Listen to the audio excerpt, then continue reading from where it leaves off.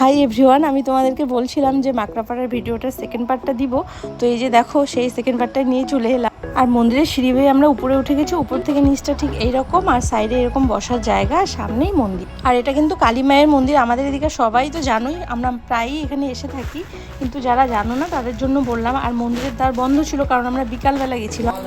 আর এই যে দেখো পাথরটা দেখছো, যে ওই পাশটা ভুটান আর এই পাশটা ইন্ডিয়া। তো বুঝতেই পারছো আমরা ইন্ডিয়ার ভুটানের একদম সীমানায় এই মন্দিরটা অবস্থিত, ওইখানেই আছি।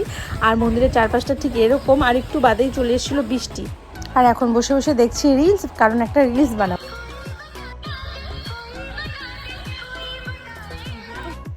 আর 3-4বার ট্রাই করার পরে রিলসটা একটু ভালো হয়েছে, খুব একটা বেশি ভালো হয়নি। তারপর দেখো বৃষ্টি চলে এসছে আবার। আর পায়রার ঘরটা দেখতে এত ভালো লাগছে বৃষ্টির মধ্যে।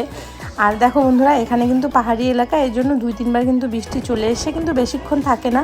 তারপর আমরা বৃষ্টির মধ্যে বেরিয়ে পড়লাম। এসে